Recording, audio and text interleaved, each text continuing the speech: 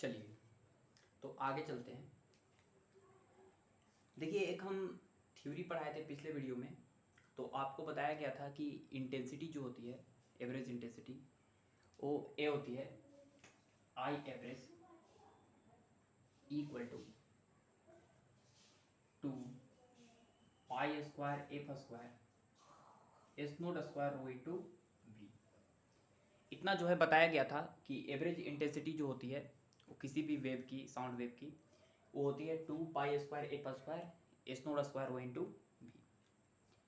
जहाँ पे एफ जो था frequency of sound wave, s nought जो था हमारा डिस्प्लेसमेंट एम्पलीट्यूड था, रो था density of medium, of v थी वेलोसिटी ऑफ साउंड वेव। आपको ये हम बता चुके हैं। और हम जो है इसको हम कल जब बता रहे थे तो ये जो प्रेशर था, ये जो प्रेशर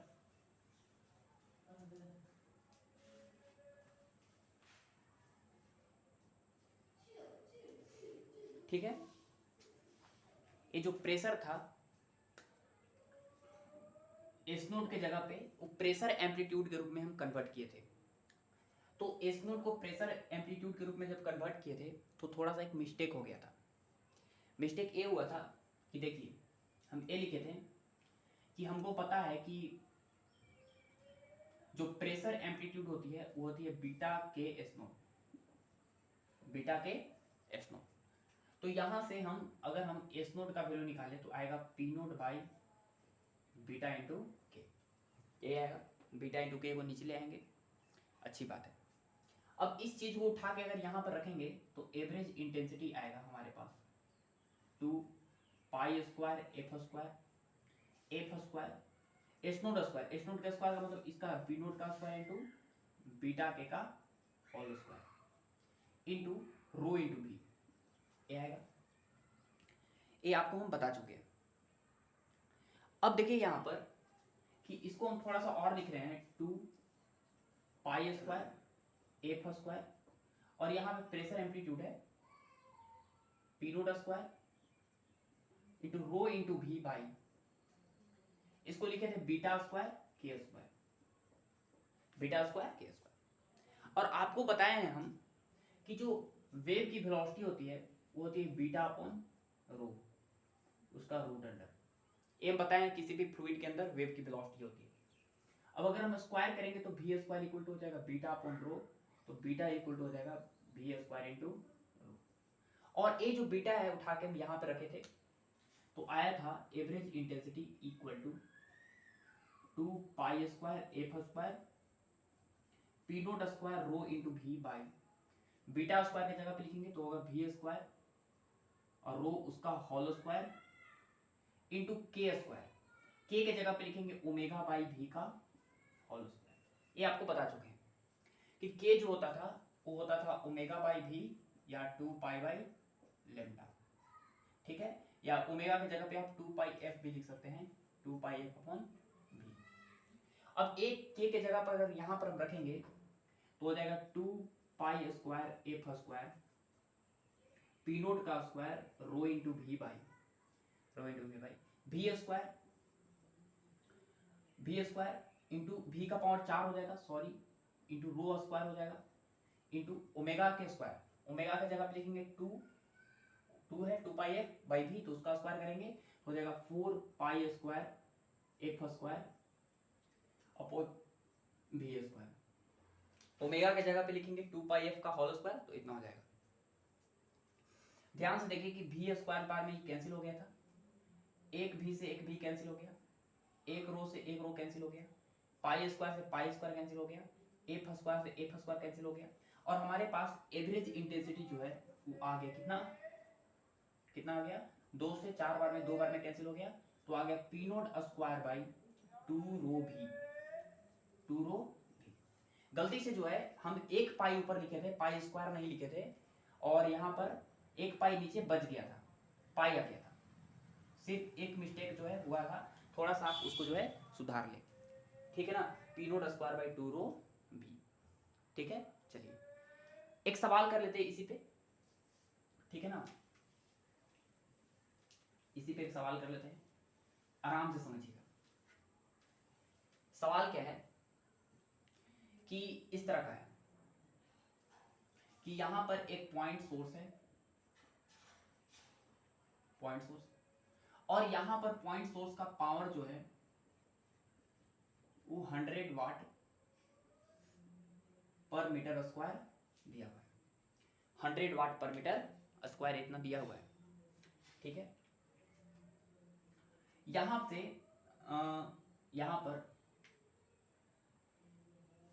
r डिस्टेंस दूर, r equal to 2 metre distance दूर हमको जो है इस पॉइंट पे इंटेंसिटी फाइंड करनी है, P पॉइंट पे। तो सवाल लिखिए, और यहाँ पर डेंसिटी जो है मीडियम का, चारों तरफ एयर दिया हुआ है इस तरह का, चारों तरफ एयर, तो डेंसिटी जो है दिया हुआ है एयर का 1.225 kg पर मीटर की, ये एयर की डेंसिटी दी हुई है। और एयर के अंदर जो स्पीड ऑफ साउंड दिया हुआ है वो दिया हुआ है 340 मीटर पर सेकेंड। बस ये यूज करना है। सवाल जो है यही लिखिए, ए नंबर सवाल, फाइंड द इंटेंसिटी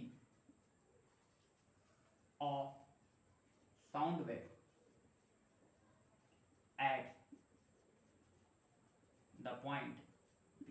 इस P पॉइंट पे जो है हमको साउंड वेव की इंटेंसिटी बतानी है। पहला सवाल यही है। और सेकेंड सवाल ये लिखिएगा, फाइंड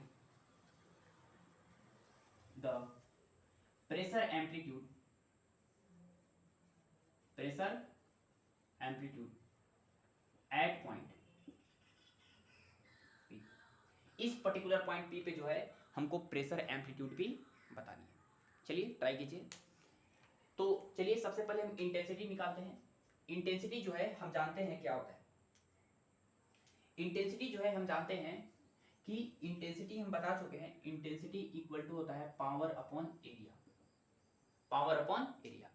अब अगर ये पॉइंट सोर्स होता था तो पावर अपॉन एरिया की जगह पे लिखते थे 4 पाई आर स्क्वायर, पिछले वीडियो में हम बता चुके हैं।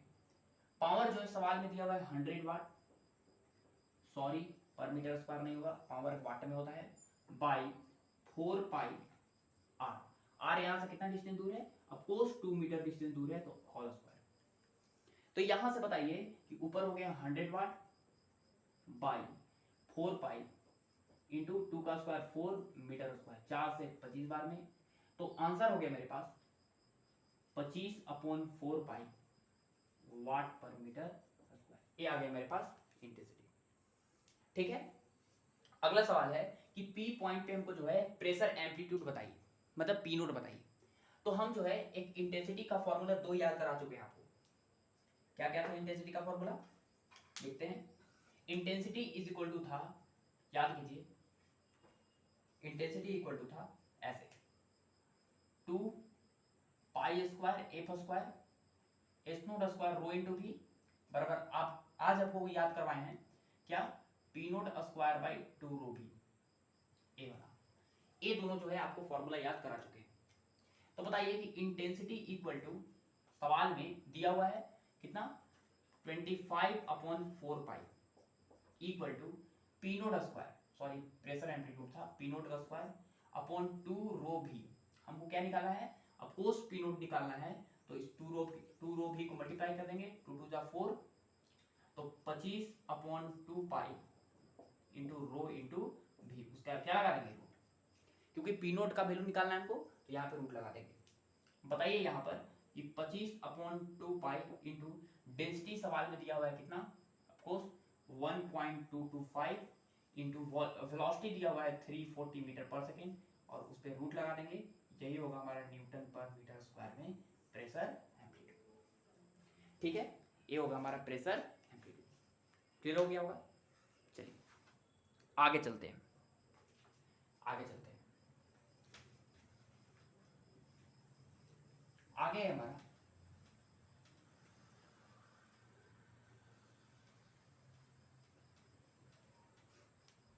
Intensity of sound wave due to line sources. Heading लगा लीजिएगा, intensity of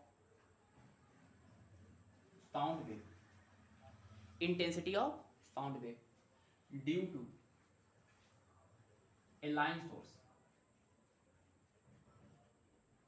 due to a line source. एक लाइन सोर्स के कारण जो है साउंड वेव की इंटेंसिटी कितनी होती है, इसके बारे में थोड़ा सा हम इसमें डिस्कशन करेंगे, आराम से समझिए।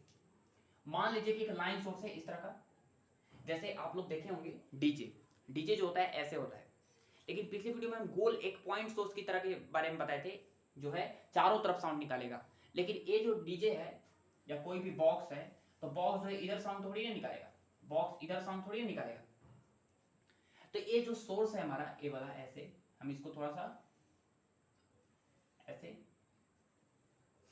पेंट कर देते हैं, ठीक है। ये हमारा हमारा लाइन सोर्स है और इसका पावर दिया हुआ है हमारा P।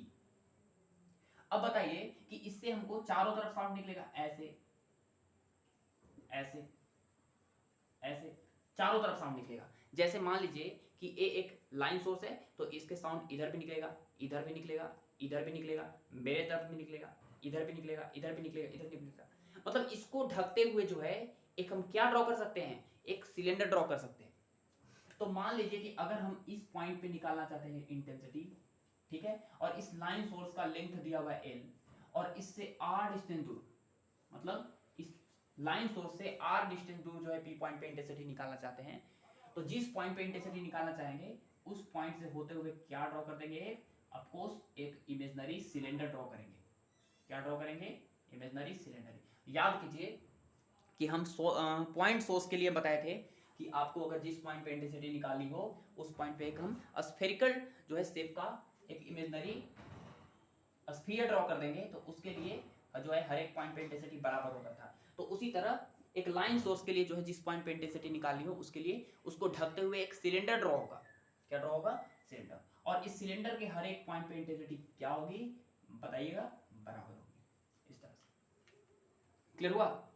अगर मान लीजिए कि इस पॉइंट पे अगर इंटेंसिटी निकालनी है, तो इंटेंसिटी जो है आपको बताया गया होगा कितना पावर है इस लाइन सोर्स का, और कितना सरफेस एरिया से, कितना सरफेस एरिया से जो है वो साउंड वेव निकल रहा है। तो बताइए कि कितना सरफेस एरिया से साउंड वेव निकलेगा। इसके चारों तरफ का जो कर्व सरफेस एरिया है उसी से तो साउंड वेव निकलेगा। क्या ऊपर वाले सरफेस से साउंड निकलेगा, बिल्कुल नहीं। क्या नीचे वाले सरफेस से साउंड निकलेगा, बिल्कुल नहीं। सिर्फ साउंड जो है सिर्फ इसके कर्व सरफेस एरिया से निकलेगा। इसलिए यहां पर हम एरिया जो यूज करेंगे वो कौन सा यूज करेंगे, ऑफ कोर्स कर्व सरफेस वाला एरिया, ठीक है। ये हो गया हमारा इंटेंसिटी। बताइए कि intensity equal to power upon area. इस कर्व सरफेस एरिया का सिलेंडर का एरिया क्या होता है, आप लोग चिल्ला चिल्ला कर बोल रहेंगे, कर्व सरफेस का एरिया होता है 2 पाई r, 2 पाई, ठीक है ना, 2 पाई r। ये हो गया हमारा इंटेंसिटी किसके लिए, एक लाइन सोर्स के लिए, ठीक है। आपको दिख गया होगा कि यहाँ पे इंटेंसिटी जो है वो इनवर्सली प्रोपोर्शनल टू क्या है, r, ठीक है। और आपको पता है कि directly proportional to displacement amplitude का स्क्वायर होता है, और directly proportional to pressure amplitude का क्या होता है, स्क्वायर होता है। आपको बताया गया होगा। ये हो गया हमारा इंटेंसिटी किसके लिए, लाइन सोर्स के लिए। यहां से देखिए कि अगर हम displacement directly proportional to pressure amplitude का बात करें तो सिर्फ ए 1 बाई क्या होगा, रूट आर होगा। यहां से स्क्वायर हटा के क्या लगा देंगे, इस पे रूट लगा देंगे, ठीक है। तो जैसे जैसे देखिए यहां पर आर बढ़ेगा, जैसे जैसे आर बढ़ेगा मतलब जैसे जैसे हम दूर जाते जाएंगे वैसे वैसे इंटेंसिटी क्या हो जाएगी, घटते जाएगी, इंटेंसिटी घटती जाएगी। जैसे जैसे हम लोग दूर जाते जाएंगे लाइन सोर्सेस से, वैसे वैसे जो है साउंड की इंटेंसिटी घटते जाएगी, ठीक है। जैसे जैसे हम साउंड सोर्स के नजदीक आएंगे तो आर यहाँ पे घटेगा, तो इंटेंसिटी क्या हो जाएगा, बढ़ जाएगा। क्लियर हो गया। चलिए इस चीज को हम जो है एक एग्जांपल लेके आपको समझाते हैं, आराम से समझिएगा।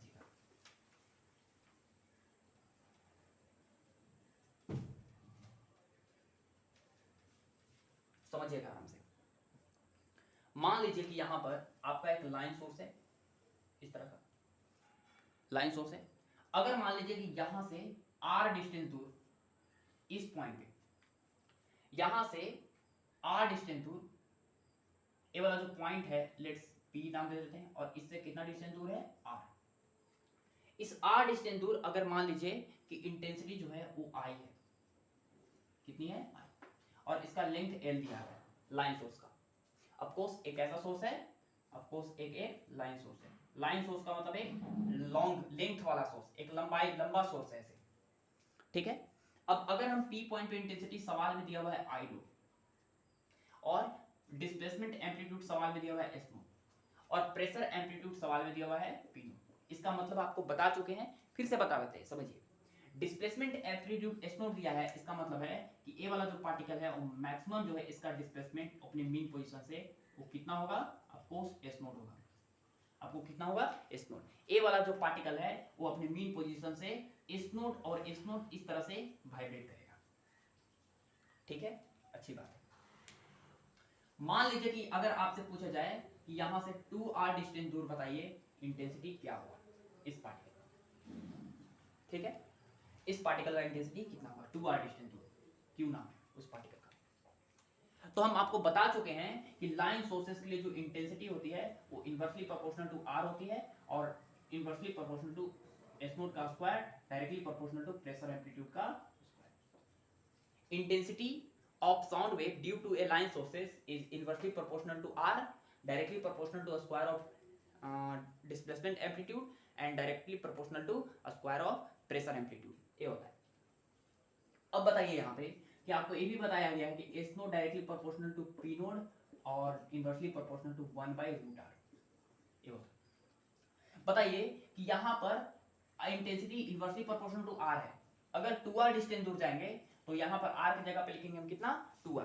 यहाँ पे r की जगह पे अगर हम लिखेंगे 2r तो इंटेंसिटी हो जाएगा 1/2 टाइम्स इंटेंसिटी। मतलब इंटेंसिटी यहाँ पर कितना हो जाएगा, हाफ। इंटेंसिटी क्या हो जाएगा, हाफ। यहाँ पे इंटेंसिटी हाफ हो गया। इंटेंसिटी क्यों हो गया हाफ, आपको बता रहे हैं। इंटेंसिटी इसलिए हाफ हो गया क्योंकि यहाँ पर जो डिस्प्लेसमेंट एम्पलीट्यूड है, डिस्प्लेसमेंट एम्पलीट्यूड क्यू पॉइंट का, क्यू पार्टिकल का, वो कितना हो गया, ऑफकोर्स 1/√2 हो गया। मतलब डिस्प्लेसमेंट एम्पलीट्यूड हो गया 1/√2 एस नॉट बाई √2। ठीक है ना, 1/2√2r हो गया। तो √2r मतलब वही 1/√2। और प्रेशर एम्पलीट्यूड भी जो है यहाँ पर वो घट के पी नोट बाई कितना हो गया, √2 हो गया। ठीक है, इसका मतलब ये भी सोच लीजिए कि पहले पार्टिकल एस नोट एम्पलीट्यूड के साथ वाइब्रेट कर रहा था, अब पार्टिकल जो उसका एम्पलीट्यूड एस नोट नहीं होके थोड़ा सा घट जाएगा और कितना हो जाएगा, अब एस नोट बाई √2 हो जाएगा। ये वाला जो है एस नोट बाई, ठीक है ना। अब पार्टिकल जो है वो छोटे छोटे ऑसिलेशन करेंगे ऐसे ऐसे, जिसका डिस्प्लेसमेंट एम्पलीट्यूड एस नोट नहीं होगा, एस नोट बाई √2 होगा। √2 टाइम्स जो है वो कम हो जाएगा। ठीक है, प्रेशर एम्पलीट्यूड जो है वो √2 टाइम्स क्या हो जाएगा, यहाँ पे कम हो जाएगा। ठीक है, अच्छी बात है। आगे आगे जो है, अगर आपसे अगर यहां से 3r डिस्टेंस दूर अगर कोई पार्टिकल पूछे, यहां से बताइए 3r डिस्टेंस दूर यहां से एक r पार्टिकल है, यहां पे एक r पार्टिकल है।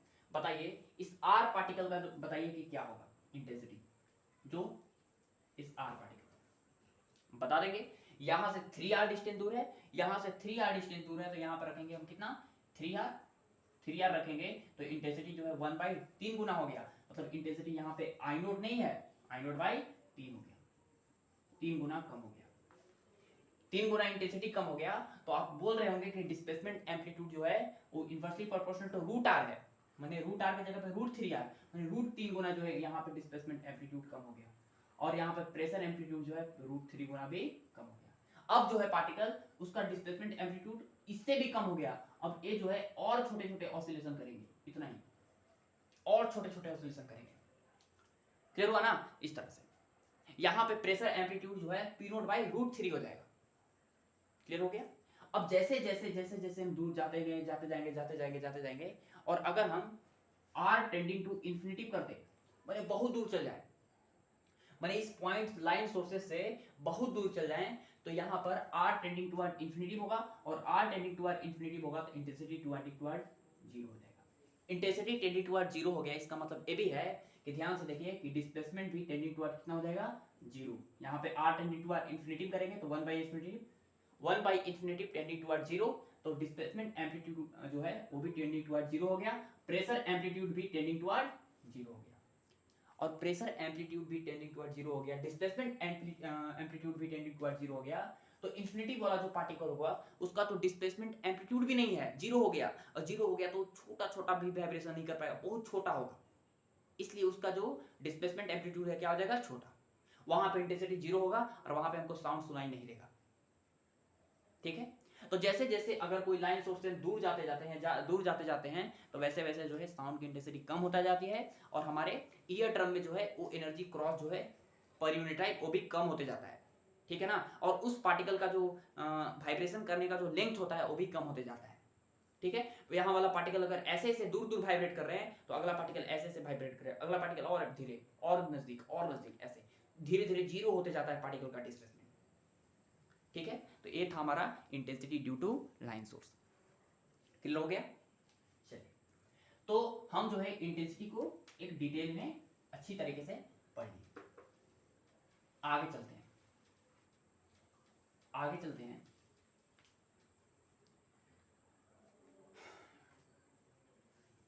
नेक्स्ट है हमारा लाउडनेस।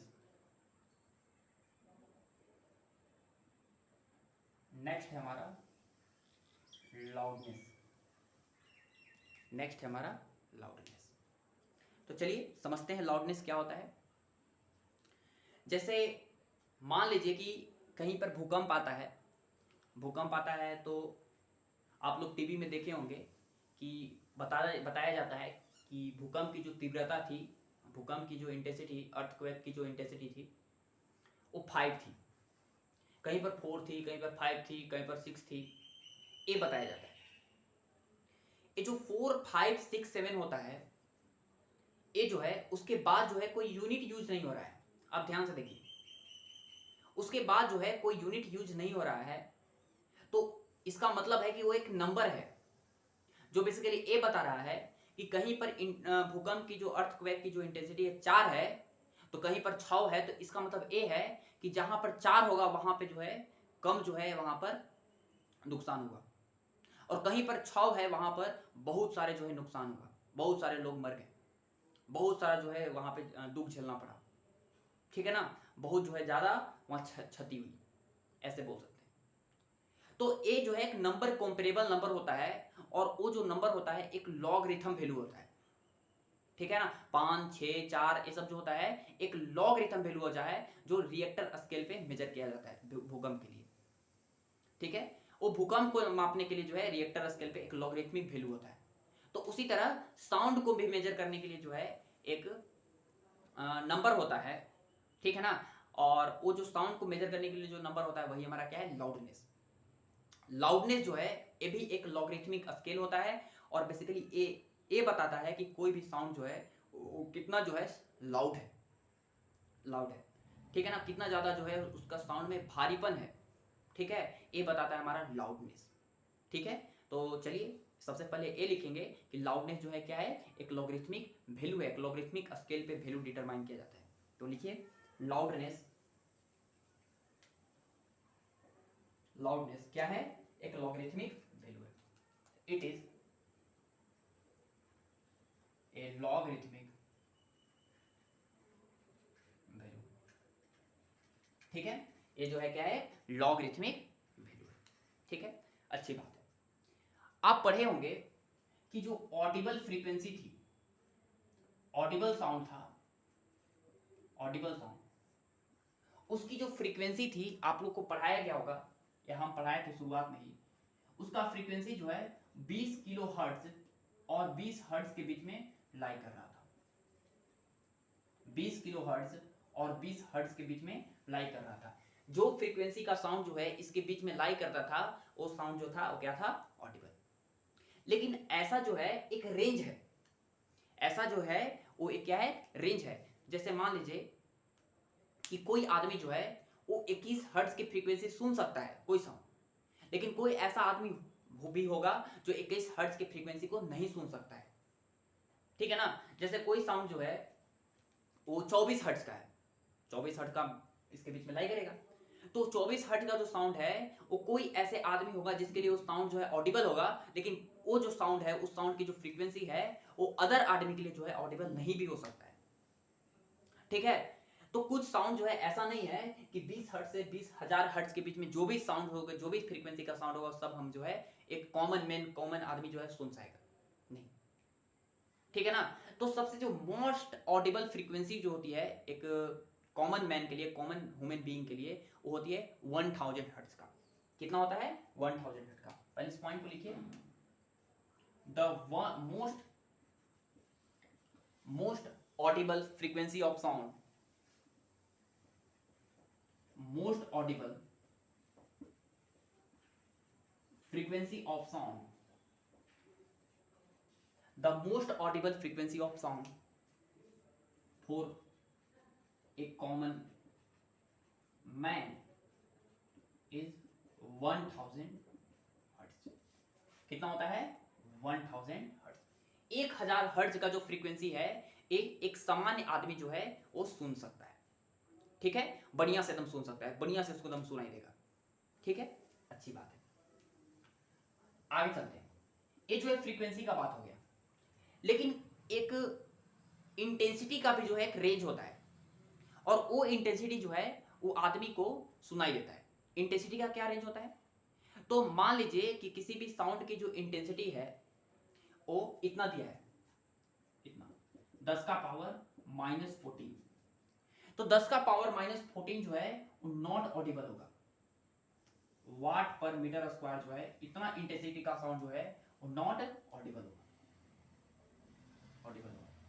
अगर कोई बोल दिया जाए कि आई का वैल्यू जो है, आई का वैल्यू, इंटेंसिटी का वैल्यू वो 10 का power -12 watt per metre square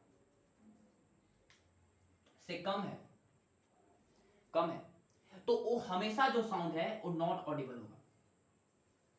ठीक है, 10 का power -12 watt per metre square से किसी भी साउंड की इंटेंसिटी कम हो तो कभी भी ऑडिबल नहीं होगा। और 10 का पावर -14 जो है 10 टू द पावर -14, वो 10 का पावर -12 से क्या है? कम है। अगर कम है तो ये जो साउंड है वो ह्यूमन बीइंग के लिए ऑडिबल नहीं होगा। ये जो साउंड जो है वो आदमी नहीं सुन पाएगा। ठीक है ना? तो सबसे जो लीस्ट साउंड होता है, लीस्ट साउंड होता है the least intensity of sound, intensity of sound that can be heard by man is I naught equal to 10 का power -12 watt per metre square. कम से कम जो है वो इतना साउंड जो है, इंटेंसिटी का साउंड, वो एक कम सामान्य आदमी जो है सुन सकता है। इतना इंटेंसिटी का साउंड बढ़िया से सुन सकता है, कम से कम। लेकिन इससे अगर हम कम किए, इस कम से कम ही है, और इससे कम किए तो वो जो साउंड है हमको सुनाई नहीं देगा, वो जो साउंड है हमको सुनाई नहीं देगा। ठीक है ना? वो जो साउंड नहीं सुनाई देगा, मतलब अगर एक रेंज है कि अगर 10 का power -12 watt per metre square के जो साउंड है वो अगर उससे भी कम हुआ तो जो है नॉट ऑडिबल होगा। अगर 10 का पावर -12 से ज्यादा हुआ इंटेंसिटी का साउंड तो जो है वो ऑडिबल होगा।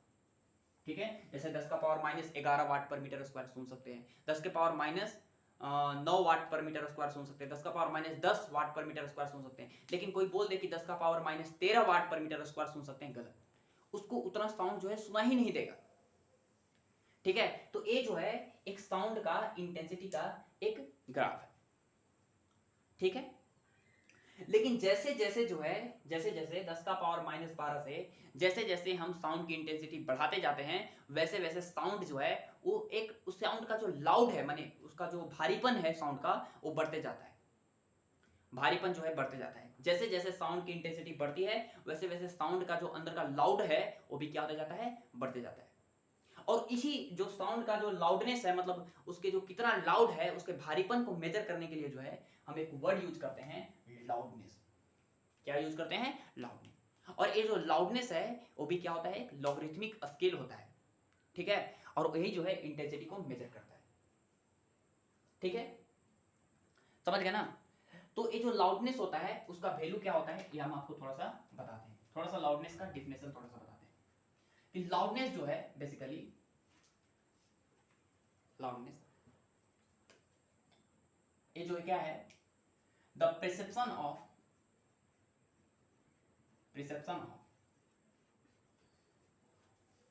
Sound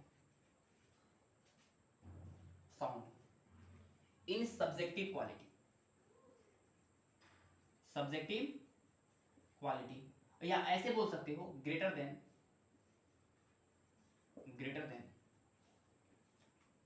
10 to the power -12 watt per metre square.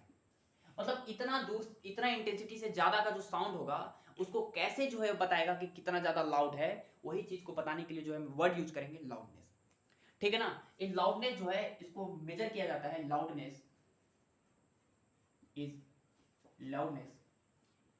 Measured in decibel, किसमें, डेसिबल में। और डेसिबल को हम लिखेंगे d, small d capital B, symbol होगा स्मॉल डी कैपिटल बी, ठीक है। ये होता है हमारा लाउडनेस, क्लियर हुआ, अच्छी बात है। और ऑफ कोर्स ये जो लाउडनेस है वो क्या है, लॉगरिथमिक स्केल है, it is a logarithmic value, logarithmic, ठीक है। और ये जो लॉगरिथमिक वैल्यू होता है उसका एक फॉर्मूला होता है लाउडनेस का, उसको डिनोट करते हैं बीटा से। बीटा जो है बेसिकली क्या है हमारा, ऑफ कोर्स लाउडनेस है, लाउडनेस इक्वल टू होता है बीटा, बीटा इक्वल टू होता है 10 log 10 बेस आई अपॉन आई, ये होता है। या आई नोट की जगह पे आप ये भी लिख सकते हैं 10 log 10 बेस आई अपॉन 10 का पावर -12, ठीक है। 10 का पावर -12 क्या था, एक लीस्ट इंटेंसिटी का साउंड था जो आदमी को बढ़िया से सुनाई दे सकता था, अगर उससे भी कम करेंगे तो साउंड नहीं सुनाई देगा, ठीक है। तो चलिए ये था हमारा इंटेंसिटी का फॉर्मूला, सॉरी लाउडनेस का फॉर्मूला, क्लियर हुआ। चलिए एक दो एग्जांपल लेके आपको समझाते हैं कि कौन जो है साउंड सबसे लाउड होगा और कौन सबसे साउंड जो है सबसे कम लाउड होगा, ठीक है। जैसे जैसे इंटेंसिटी बढ़ाएंगे ऑफ कोर्स लाउडनेस भी क्या होगा, बढ़ेगा। लिख लीजिए, इफ इंटेंसिटी अगर बढ़ेगा तो ऑफ कोर्स लाउडनेस जो है क्या होगा, लाउडनेस भी क्या होगा, बढ़ेगा। आपको विश्वास नहीं है तो आप देख लीजिए, आपको हम बना के दिखा देते हैं एक वैल्यू, ठीक है। तो देखिए लॉग ये सब आ रहा है तो इसलिए लॉगरिथमिक स्केल पे इसको वैल्यू कैलकुलेट किया जाता है लाउडनेस को। चलिए देखते हैं क्या है। जैसे मान लीजिए कि हम साउंड ले रहे हैं, एक साउंड ले रहे हैं जिसकी इंटेंसिटी जो है पहला और 10 का power -12 watt per metre square, मैंने वही साउंड ले ली, वही साउंड लिस्ट। अब इतना साउंड जो है ले लिए, तो बताइए कि लाउडनेस कितना होगा। लाउडनेस इक्वल टू फॉर्मूला है 10 log 10 बेस आई अपॉन 10 का पावर -12, ये है। अब बताइए यहां पर कि 10 log 10 बेस आई, आई अफकोर्स कितना है 10 का पावर -12 अपॉन अफकोर्स 10 का पावर -12, ई जो है 1 बार में कट जाएगा, और log 10 बेस 1, log किसी भी बेस 1 का वैल्यू 0 होता है, 0 से मल्टीप्लाई क्या होगा, आएगा 0 डेसिबल।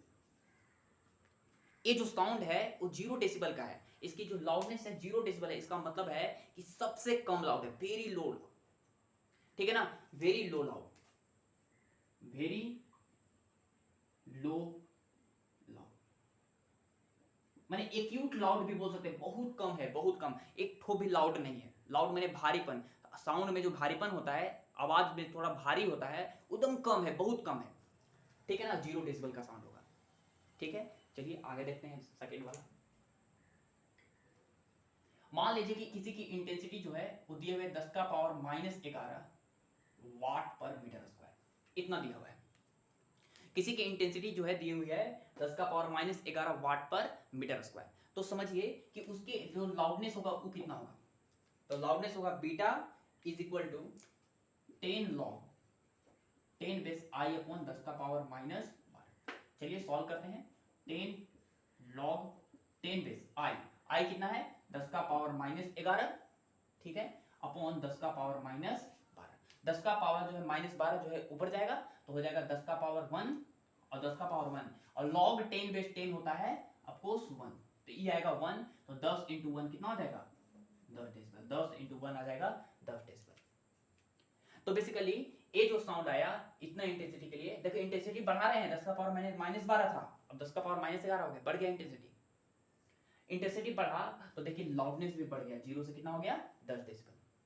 ये 10 डेसिबल है तो थोड़ा सा लाउड होगा, थोड़ा सा लाउड, थोड़ा सा लाउड ऐसे बोल सकते हैं कि जो ब्रीथिंग होती है, हम सांस लेते हैं तो थोड़ा सा कैसे आवाज आता है, सांस लेते हैं, ब्रीथिंग में जो आवाज होता है सांस लेने में, ब्रीथिंग, ठीक है ना, जो हमारा हृदय जो है, हार्ट जो है धड़कता है जब सांस लेने में, तो उससे जो छोटा छोटा आवाज आता है वो जो है हमारा क्या है 10 डेसिबल का साउंड होता है, थोड़ा सा लाउडनेस बढ़ा, थोड़ा सा, क्लियर हुआ? इस तरह से मतलब इंटेंसिटी बढ़ी तो उस चीज को बताने के लिए कौन सा ऐसा टर्म आया, तो हमारा आया लाउडनेस, जो बेसिकली ये बता रहा है कि कितना ज्यादा साउंड का लाउड है और कितना स्लो।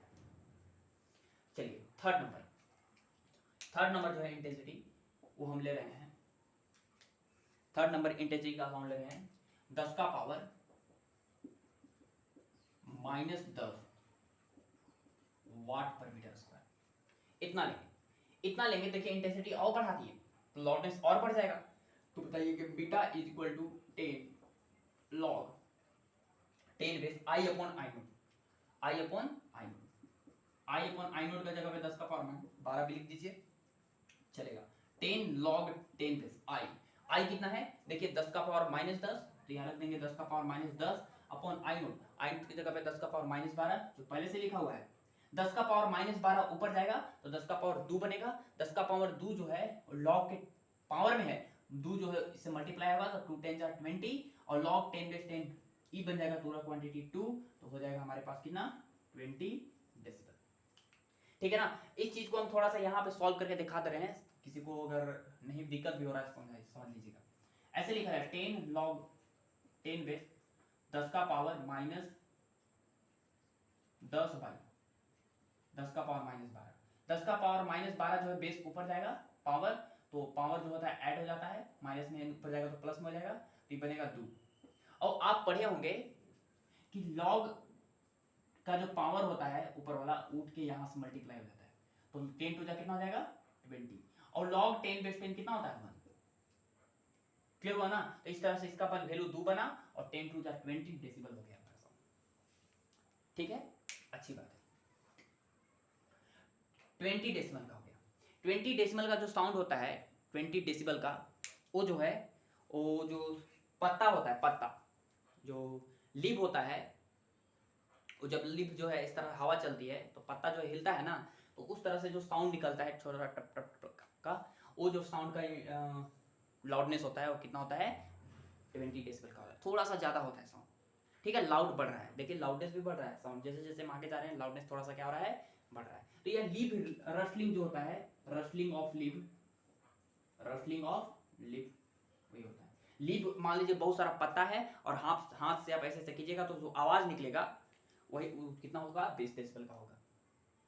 क्लियर हो गया? अच्छी बात है। फोर्थ नंबर, अगर मान लीजिए कि इंटेंसिटी जो है वो 10 का पावर -9 वाट पर मीटर स्क्वायर हो गया, देखिए इंटेंसिटी बढ़ाते जा रहे हैं, तो बताइए कि बीटा इज इक्वल टू हो जाएगा 10 log 10 बेस आई अपॉन 10 का पावर -12 10 log 10 बेस आई कितना है, ऑफ कोर्स 10 का पावर -9 है अपॉन 10 का पावर -12, ये बनेगा 10 का पावर 3 और 3 जाएगा 3 से मल्टी हो जाएगा बन जाएगा 3 30 डेसिबल का। 30 डेसिबल का जो साउंड होता है उससे जो है औरत लोग जो है विस्पर करती है, ठीक है ना, शिकायत बतियाती, कैसे ऐसे बात करते हैं एकदम अंदर अंदर से एकदम छोटा छोटा साउंड के जो है निकाल कर, वही होता है विस्पर। ठीक है ना, बुदबुदाना बोलते हैं इसको विस्पर। ठीक है, विस्पर का स्पेलिंग आप बढ़िया से लिख लीजिएगा। विस्पर माने जो है क्या करना, शिकायत करना, माने छोटा छोटा जो है बात करना छोटा छोटा साउंड से। ठीक है, तो विस्पर होता है। ठीक है, चलिए तो जैसे देखिए कि जैसे जैसे जो है इंटेंसिटी हम बढ़ाते जा रहे हैं वैसे वैसे भी जो है लाउडनेस भी क्या होता जा रहा है, ऑफकोर्स बढ़ते जा रहा है। ठीक है, चलिए और भी बढ़ाते हैं इंटेंसिटी। इंटेंसिटी बढ़ा के जो है हम यहाँ पर 10 का पावर -8 कर दिए, 10 का पावर -8 कर देंगे तो यहाँ पर हो जाएगा आई की जगह पे 10 का पावर -8, ये चल जाएगा 4, तो पूरा इंटेंसिटी हो जाएगा, पूरा बन जाएगा 4, 10 4 जा 40 डेसिबल, 40 डेसिबल। ठीक है, 40 डेसिबल का साउंड। उसी तरह ये 40 डेसिबल का साउंड जो है वो हो गया, थोड़ा सा लाउड और बनेगा। ठीक है ना, लाउड और थोड़ा सा बनेगा, इसमें जो है लगभग 40 डेसिबल, और यहाँ पे 10 का पावर अगर हम 7 रखेंगे तो यहाँ पर होगा कितना 10 का पावर -7, तो ये पूरा बनेगा 5, तो 10 4 जा 50 डेसिबल, माने 40 से 50 डेसिबल के साउंड में जो है आपस में बात करते हैं, कंजर्वेशन। ठीक है, कंजर्वेशन, बातचीत करते हैं। ठीक है ना, बातचीत जैसे हम आपसे बात कर रहे हैं, माने 40 से 50 डेसिबल के बीच में हम बात करते हैं। ठीक है, कहीं कहीं पर 60 डेसिबल तक भी कोई जो है बात करने लगता है जोर जोर से, तो पहुंच जाता है। ठीक है, उसी तरह अगर हम